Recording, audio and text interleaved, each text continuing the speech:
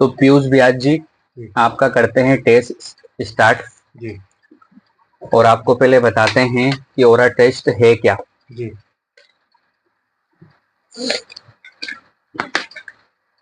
पहले मैं आपको परिचय दे देता हूँ। ये है ओरा स्कैनर। इस स्कैनर से हम किसी भी निर्जीव सजीव चीज की, वस्तु की या व्यक्ति की, सबकी एनर्जी चेक कर सकते हैं। व्यक्ति मर गया तो निर्जीव, जिंदा है तो सजीव। ऐसी कोई भी वस्तु होती है निर्जीव सजीव, जैसे पेड़ पौधे या कोई घर की टेबल कुर्सी, जी जानवर होते हैं, सबकी एनर्जी बता देता है।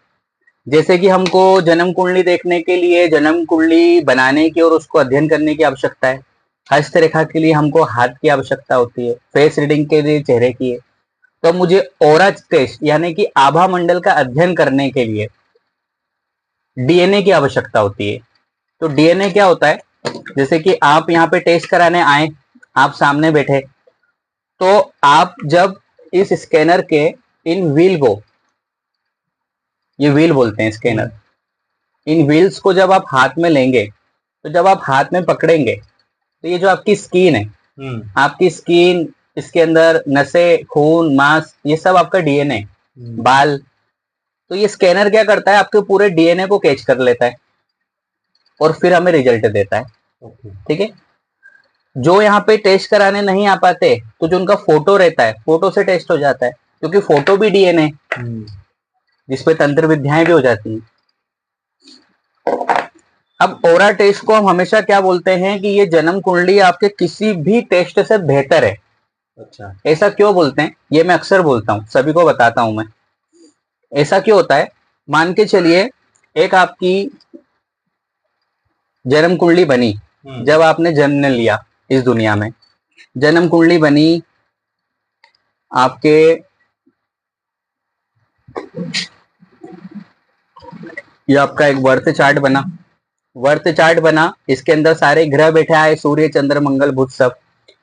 अब मैंने अगर आपकी कुंडली रीड करी, तो रीड करने के बाद मैं आपको क्या बताऊंगा कि इस कुंडली में कौन सा ग्रह योग कारक है, कौन सा ग्रह मारक है, और उसके आधार पर हम व्यक्ति को उसके जीवन का प्रिडिक्शन करेंगे, वर्तमान महादशा और अंतरदशा को देखते हुए, और फिर उनको उपाय देंगे। ठीक है। तो ये तो कुंडली के आधार पर होता है। अब मजे की बात यह है कि ओरा टेस्ट सबसे बेहतर क्यों होता है, जन्म कुंडली से भी ज्यादा सटीक क्यों है।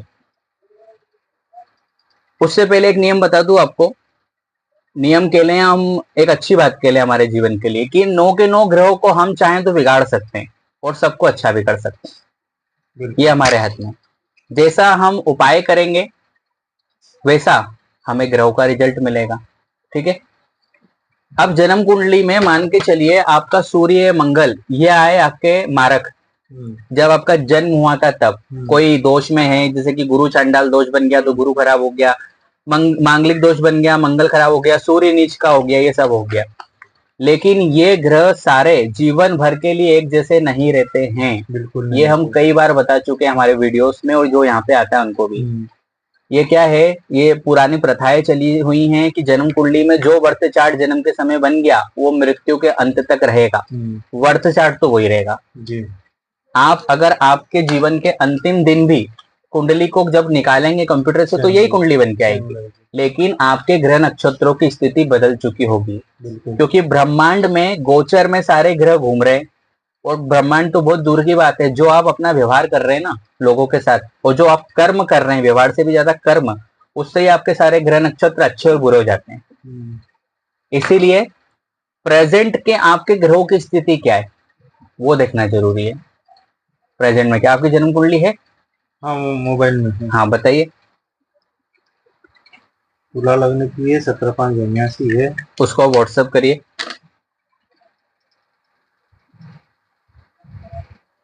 कुंडली खोल दो। कुंडली का, लग्न कुंडली का फोटो व्हाट्सएप करिए आप।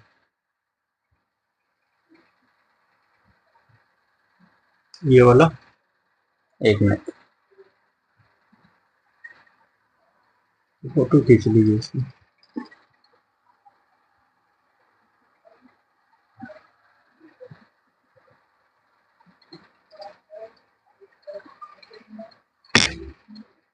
Wait wait wait wait wait, एक मिनट वो रुको।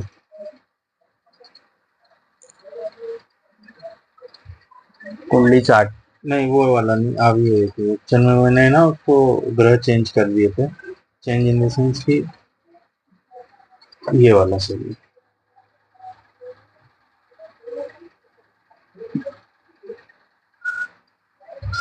वो कुंडली का फोटो खींच लिया आपने। अब जो आपकी कुंडली बनी, अब इस कुंडली में जो ग्रह नक्षत्र बैठे, अब इसके अंदर देखेंगे कि आपका तुला लग्न की कुंडली है, गुरु की प्लेसमेंट कुंडली के छठे घर में, छठे घर में गुरु हो जाता है अशुभ, ठीक है। उसके बाद में सूर्य को देखते हैं, तो सूर्य यहाँ पर तुला लग्न, ये भी अशुभ में ही बैठा है। बुध भी आपका अशुभ ही है। मंगल और शनि तो महाअशुभ है।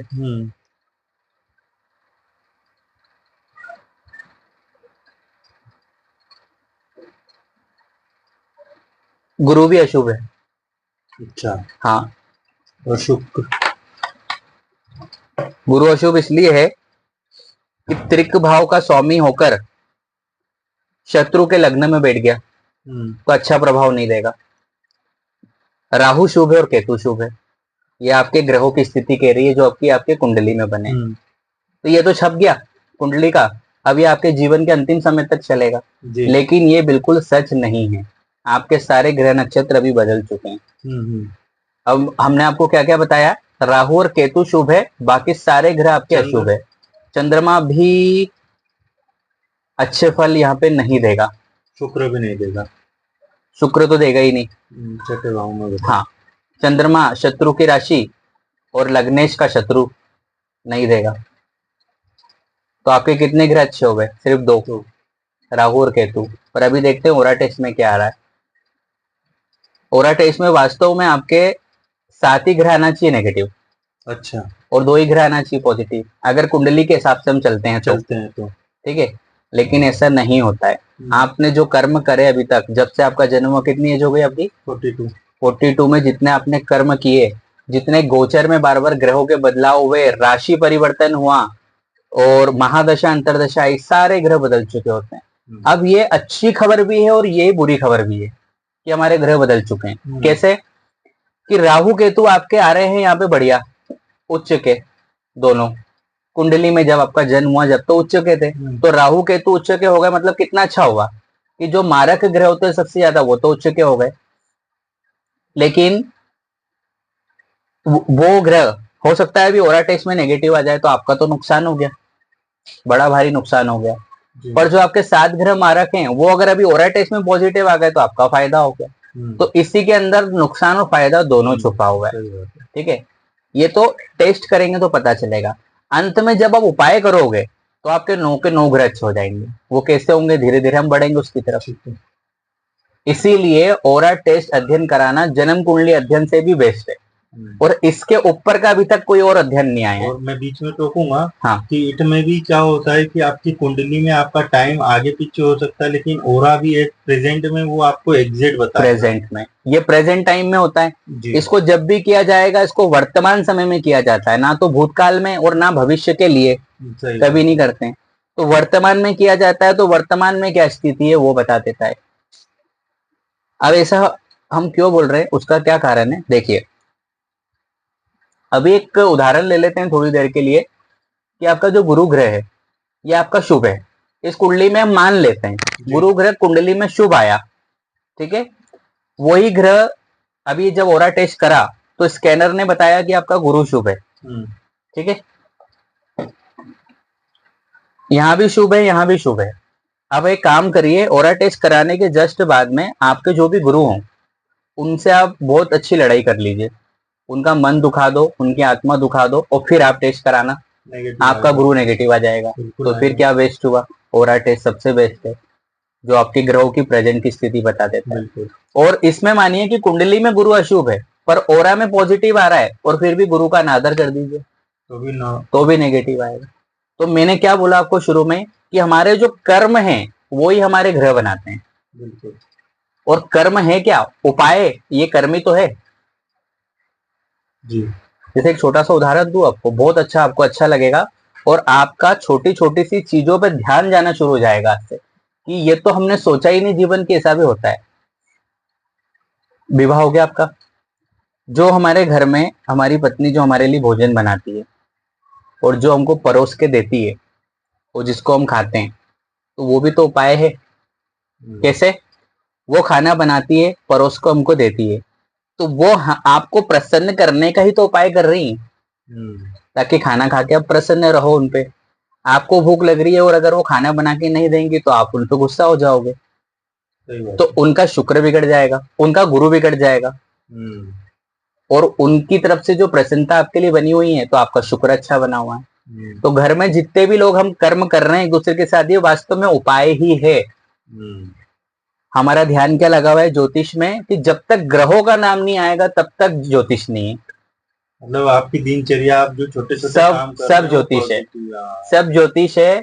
और या आप इसको सब ज्योतिष ही मानिए, ये सब ज्योतिष ही है, ध्यान नहीं जाता है हमारा। हम यहाँ आए, यहाँ बैठे हैं, ये भी एक, ये सब ज्योतिष का ही पार्ट है।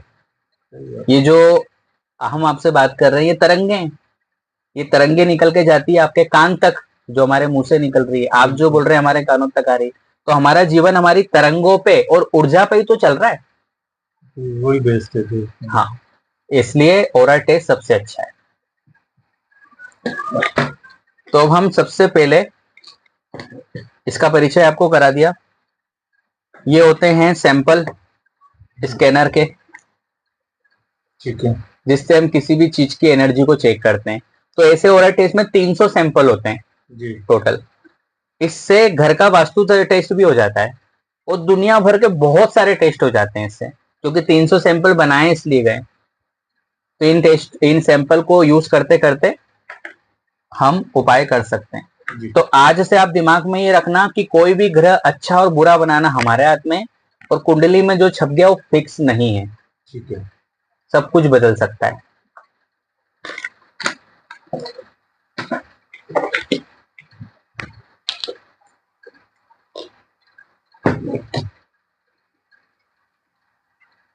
कुछ लोग अपने जीवन में इतने ज्यादा दुखी हैं कि जब ज्योतिष का नाम उनके उनके सामने कोई ले देता है, या वो खुद ही जब किसी ज्योतिषी के पास जाते हैं, तो वो इतने मायूस, इतने डरे हुए होके जाते हैं, क्योंकि वो परेशान हो चुके हैं अपने जीवन में बहुत बुरी तरीके से, आर्थिक रूप से, शारीरिक रूप से। तो उनके लिए अब ज्योतिष जो है ना, कराना भी जरूरी है और डरना भी उसी से है, मतलब मायूस होना। मैं थोड़ा सा काट रहा हूँ। पहले क्या होता था, डॉक्टर और पुलिस से डरा जाता था। हाँ, तीसरा पार्ट हो गया ज्योतिष, मतलब अदरवाइज नहीं, लेकिन हाँ हाँ, नहीं सही बात है वो। होता ये है ना कि डरा के काम कराया जा रहा है। हाँ, तो वो क्योंकि कुछ लोग गलत कर रहे हैं, इसलिए हर कोई एक जैसा नहीं है। तो वही होता है कि आप किसके लिए कितना पॉजिटिविटी रख रहे हैं, हाँ, वो आपकी प्रोफेशन पे आ रहा है। हाँ, इसको ऐसे ही पकड़ना, कैसे ही बिल्कुल पकड़ लीजिए उसको नॉर्मल हाथ में। अब हम सबसे पहले आपकी बॉडी की पॉजिटिव एनर्जी को चेक करेंगे। इसके अंदर हमने सैंपल लगा लिया है बॉडी की पॉजिटिव एनर्जी चेक करने की, ठीक है। अब इसको हम चेक करेंगे। बॉडी की पॉजिटिव एनर्जी ही सब कुछ होती है, ये मैं आपको समझा देता हूं। आपके जितने भी ग्रह है, नक्षत्र हैं, कोई भी ग्रह के दोष है, राजयोग हैं, इन सब का निचोड़ है आपकी बॉडी की एनर्जी। बॉडी की एनर्जी किसको बोलते हैं? जो पॉजिटिव एनर्जी है जी। जितनी ज्यादा पॉजिटिव एनर्जी रहेगी उतने ज्यादा ग्रह नक्षत्र आपको अच्छा प्रभाव दे रहे होंगे, और उतने ज्यादा आप स्वस्थ रहोगे, उतना ही अच्छा आपका काम चल रहा होगा और जीवन में सब कुछ मिल रहा होगा। पीयूष व्यास जी की क्या जो सामने बैठे हैं ओरा टेस्ट करवाने के लिए, इनका नाम पीयूष व्यास है।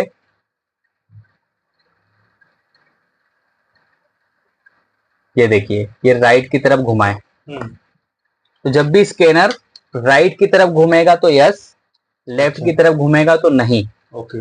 इसके बाद एनर्जी कैसे चेक करते हैं? ये 0 है, ब्लॉक एनर्जी है, 0%।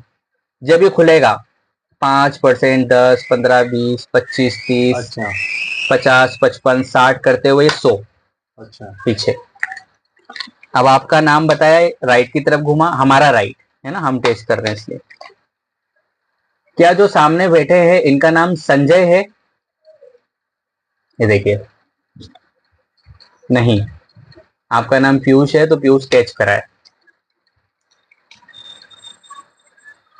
पीयूष जी की बॉडी की पॉजिटिव एनर्जी कितने % है?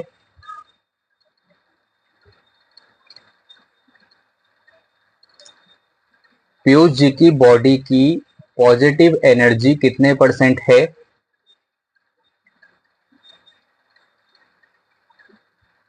50% है आपकी बॉडी की एनर्जी। अब आपने शरीर पे क्या पहना हुआ है? और कुछ भी नहीं। कुछ भी नहीं है। गले में कुछ नहीं है?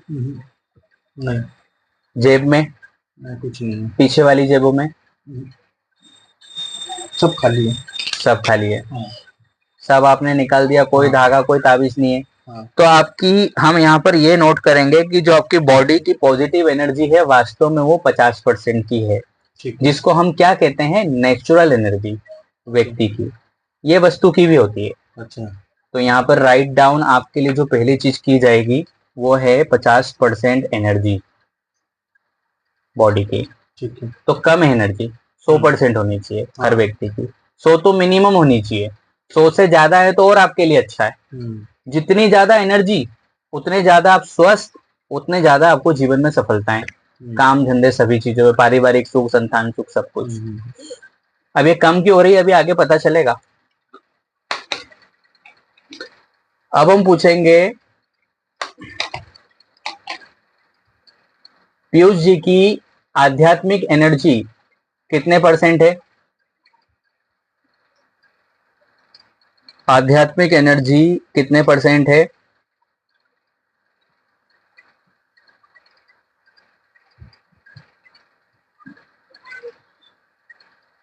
पीयूष जी की आध्यात्मिक एनर्जी कितने % है? 50% है।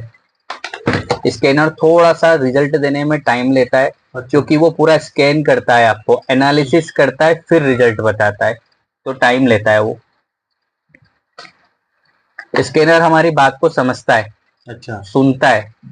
आपने मार्क्स हाथ में पकड़े हुए हैं, सारी आपका जो स्कैन करके यहाँ पे सारा डेटा पूरा स्टोरेज है उसका। अच्छा। अब सिर्फ रिजल्ट बताने की देर है। आध्यात्मिक एनर्जी आपकी 50% है, यानी ये भी कम है। आध्यात्मिक एनर्जी क्या होती है? भगवान की हम पर कितनी कृपा है जी। तो हमारे द्वारा आध्यात्मिक घेरा कितना बना है? तो 50% का बना हुआ है। अभी ये भी 100% होना चाहिए। अब आध्यात्मिक एनर्जी कम होने के 2-3 कारण है। या तो हम भगवान की पूजा पाठ ही नहीं करते हैं बिल्कुल भी, या फिर कर रहे हैं तो गलत पूजा कर रहे हैं। अब गलत पूजा भी होती है। गलत पूजा किसको बोलते हैं? जो ग्रह आपके नेगेटिव है, अगर आपने उस देवी देवता या उस बीज मंत्र का जाप करना शुरू कर दिया तो उस नेगेटिविटी को बढ़ा दिया, तो आध्यात्मिक एनर्जी घटेगी। एस्ट्रोलॉजी है क्या? ये साइंस है।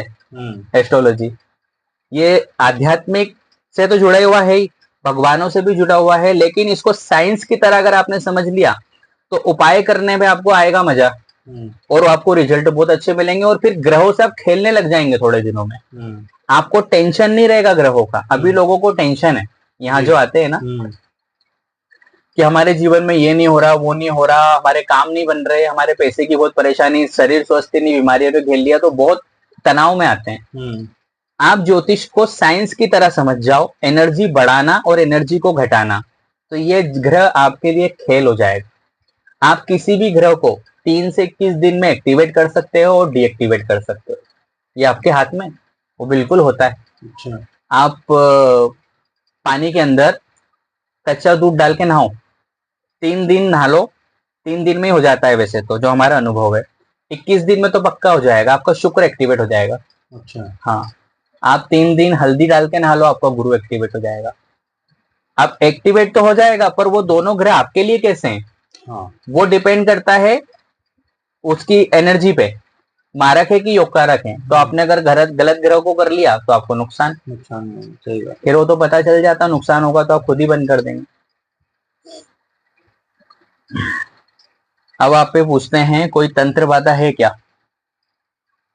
तंत्र बाधा को यहाँ पर हम बोलते हैं ओरा टेस्ट में बंधन दोष। अच्छा। तंत्र बाधाएं यानी तंत्र मंत्र किया कराया लोगों का। क्या पीयूष जी पर कोई तंत्र बाधा है? कोई तंत्र बाधा है नहीं है।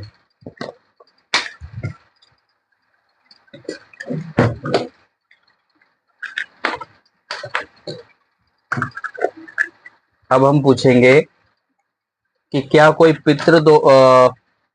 प्रेत दोष यानी पिशाच योग है? पिशाच योग को प्रेत बाधा कहा जाता है। अच्छा,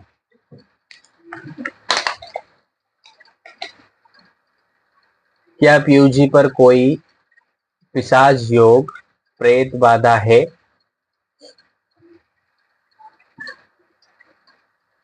कोई पिशाच योग प्रेत बाधा है पीयूष जी पर? कोई नहीं है।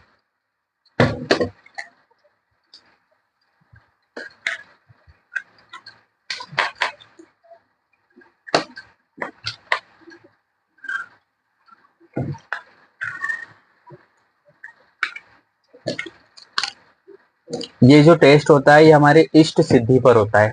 अच्छा। इष्ट सिद्धि लेने के लिए बार बार टेस्ट के बीच में आंखों को बंद करना पड़ता है। इष्ट का आशीर्वाद हमको मिलता है, गुरुदेव का आशीर्वाद मिलता है, और वो जो एनर्जी है टेस्ट के अंदर जाती है, स्कैनर के अंदर, और वो सही रिजल्ट बताती है। हाँ, नहीं तो ऐसे तो और कोई बैठ जाएगा, लेकिन ये नहीं, ये स्कैनर हर किसी पे काम नहीं करता। नहीं करेगा ना वो। किसी के हाथ, हर किसी के हाथ से चलता ही नहीं है। आप कितनी भी कोशिश कर लो नहीं चलेगा। सही बात है। इसके लिए एक अलग तरह की ऊर्जा चाहिए होती है।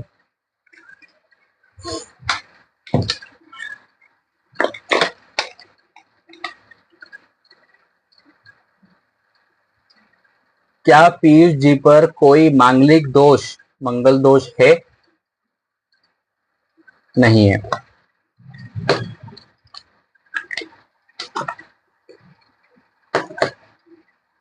देखिए, ये आपका अब पहला मैचअप आ रहा है। आपकी जन्म कुंडली मंगल शनि कुंडली के 12वें घर में, मंगल और शनि का बहुत खराब मिलन होता है। मंगल तो ठीक है। मंगल 12वें घर में वैसे अच्छे माने जाते हैं, मंगल ग्रह का होना, लेकिन डिपेंड करता है लग्न कौन सा है। उस लग्न के अनुसार, मित्र लग्न है तो अच्छा, शत्रु लग्न है तो खराब। अब कुंडली आपकी कह रही है कि मंगल आपका है अशुभ, मांगलिक हूँ। ठीक है, और आप मांगलिक हो कुंडली से, और यहाँ पे जब हमने ओरा में टेस्ट किया तो आपका मंगल मांगलिक दोष आपका नहीं आया। ठीक है। अब इसका क्या मतलब है? कुंडली में तो मांगलिक रहोगे आप जीवन भर, अच्छा, लेकिन मंगल दोष नहीं है यहाँ पर। अब इसका मतलब क्या है कि जो मांगलिक दोष का जो खराब प्रभाव होता है वो आप पर अभी नहीं पड़ रहा है। अच्छा, अभी नहीं पड़ रहा है। अगर अभी आप परेशान हो तो वो किसी दूसरे ग्रहों की वजह से हो। कम से कम मंगल तो आपको परेशान नहीं कर रहा है, नहीं तो मंगल दोष आपका हाँ आता। अच्छा, तब मैं आपको यही बोलता है यहाँ पे कि मंगल भी आपको परेशानी दे रहा है। मतलब ये कुंडली से ये मैच नहीं हो रहा है अभी की कंडीशन में। इसमें अगर मांगलिक देखा जाए तो मंगल परेशान कर रहा है ना। मैं आपको फिर से समझाता हूँ। ये जो कुंडली है आपकी, इस कुंडली में मंगल 12वें घर में अशुभ होकर बैठा है, तो कुंडली ने तो मांगलिक दोष बना दिया, पर प्रेजेंट ओरा में जब हमने ओरा स्कैनर से चेक किया तो मांगलिक दोष तो आया नहीं, बिल्कुल मुक्त तो आप नहीं आया।